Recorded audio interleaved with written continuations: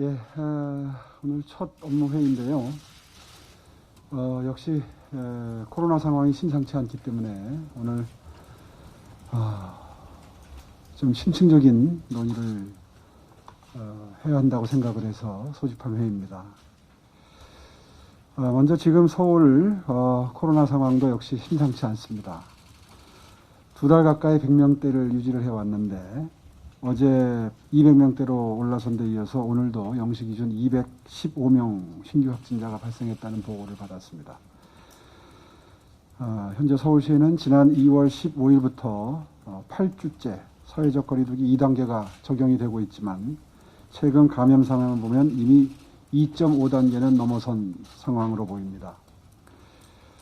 백신 접종 속도가 국제 기준으로 볼 때 매우 뒤떨어져 있습니다. 우선 백신 수급이 매우 부족해서 비슷한 국력의 다른 나라들에 비해서 아마 가장 늦은 편이 아닌가 판단이 지금 그렇게 되고 있습니다.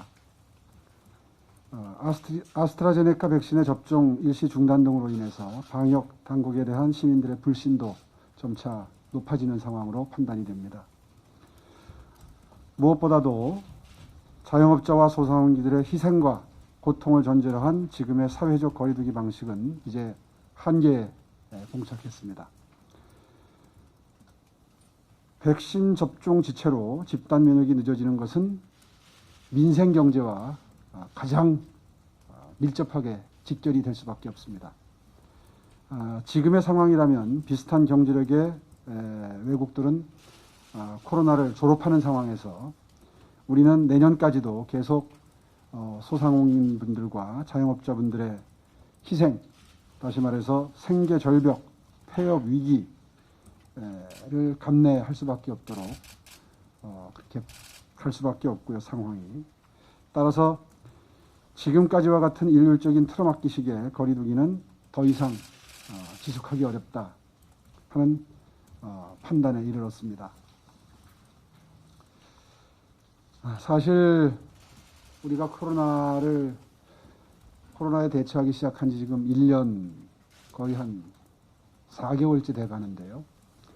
솔직히 말해서 중앙정부보다도 또 각 구청보다도 우리 서울시가 해야 될 일을 그동안에 다 하지 못한 것 아니냐 하는 반성을 좀 하는 것으로 시작을 해야 될 것 같습니다.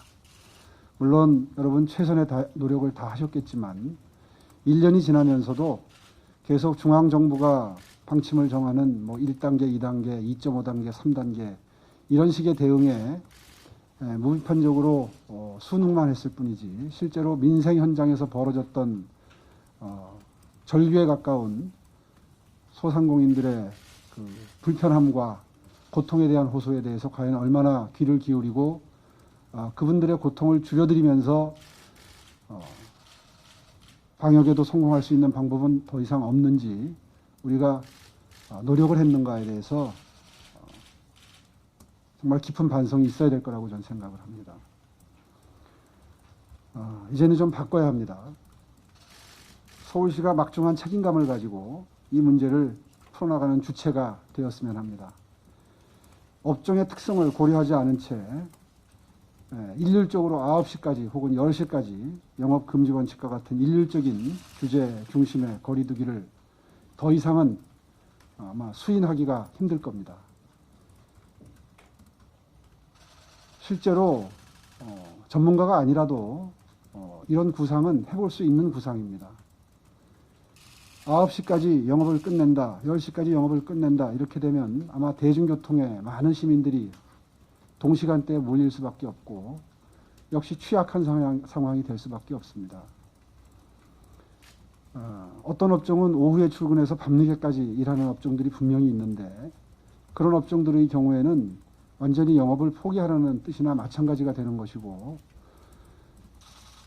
그런 희생을 단기적이라면 강요할 수도 있고 또 그대로 참아 넘길 수도 있습니다. 그런데 지금 2년 동안을 무려 2년 동안을 그런 상황을 시민들께 감내하라고 요구하는 것은 그건 참으로 도리도 아니고 효율적인 방법도 아니다. 저는 그렇게 생각합니다. 따라서 업종별 특성을 고려하지 않은 기존의 9시나 10시 이후에 영업금지 시간과 같은 중앙정부의 대책은 분명히 재고되어야 된다고 생각을 하고요. 일률적인 규제 중심의 거리두기는 우리 서울시에서 한번 대책을 마련해 봅시다. 업종별, 업태별로 세분화된 맞춤형 매뉴얼을 만들어서 새로운 거리두기 체계를 정립하는 방안을 오늘부터 본격적으로 논의하고 준비해 주십시오.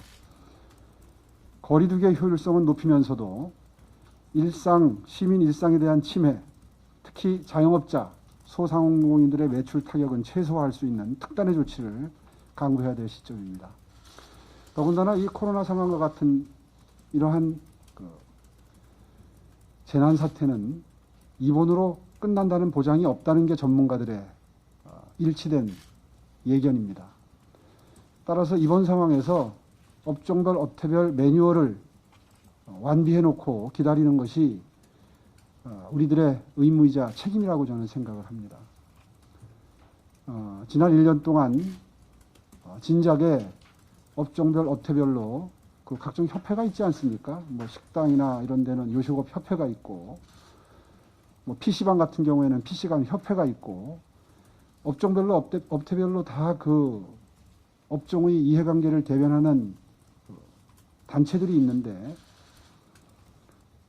충분한 시간적인 여유를 가지고 그분들과 논의를 진작에 했다면 지금쯤이면은 굉장히 정교한 매뉴얼이 만들어져 있어야 될 시점이고, 이렇게 3차 유행, 4차 유행, 앞으로 혹시 5차 유행 있을 때에 효율적으로 대응할 수 있었을 터인데, 아직도 전국적으로 통일된 기준만을 지켜보면서 중앙정부의 결정을 기다리고 있는 상황은 저는 도저히 합리적이지 않다, 이렇게 평가할 수밖에 없습니다. 오늘부터 모든 실국본부가 본인과 본 부서와 관련이 있는 각종 단체들과 접촉을 시작하십시오. 그래서 그분들은 정말 전류에 가깝습니다. 이러이러한 방법이 본인들이 생각하기에는 가장 거리두기 효과도 효율성도 극대화할 수 있고 매출 감소도 최소화할 수 있다라는 보관들을 이미 다 가지고 계십니다. 그분들의 이야기를 경청해서 그걸 바탕으로 해서 업종별 매뉴얼을 빠른 시간 내에 만들어 주십시오. 물론 그분들은 매출에 가장 큰 신경을 쓰시는 이익단체이기 때문에 그분들의 말씀을 뭐 100% 다 수용하라는 말씀이 아닙니다. 전문가를 꼭 참여시키고 그리고 각종 협회의 이야기를 최대한 반영하는 방법을 찾아서 상식과 원칙이라는 게 있지 않습니까? 그런 일반적인 상식과 원칙에 맞추어서 매뉴얼을 만들어서 그걸 기준으로 해서 그분들의 적극적인 협조 아래 이 난국을 극복할 수 있도록 하는 방안을 만들어 주십시오. 대한민국 사회가 매뉴얼 사회가 돼야 한다고 저는 생각을 합니다. 그래야 유사한 사태가 왔을 때 가장 효율적이고 신속한 대처가 가능할 거라고 생각을 하고요. 그렇게 장기적인 안목으로 앞으로 유사한 바이러스 사태가 생길 때 적용할 수 있는 모범적인 매뉴얼을 만든다 하는 각오로 그런 책임감으로 임해 주시기 바랍니다. 그 다음에 두 번째는 어제 시민건강국장님하고 오찬을 하면서 좀 심도 있는 대화를 나누었는데 일회용 진단키트 도입 문제에 대해서 전문가적인 제안을 하셨습니다. 신속한 검사가 일상 속에 잠복해 있는 감염 위험을 찾아내는 가장 확실한 방법일 수 있고 최대 30분, 뭐 어떤 기사를 검색해 보니까 미국의 어떤 회사 거는 뭐 10분, 20분 내에도 검사 결과를 확인할 수 있는 일회용 코로나 진단 키트도 이미 FDA의 승인이 나온 걸로 확인을 했습니다. 외국에서는 사용하고 있는 시스템인데 우리나라는 무슨 연유에서인지 일회용 진단 키트의 활용에 대해서 중앙정부가 적극적이지 않습니다.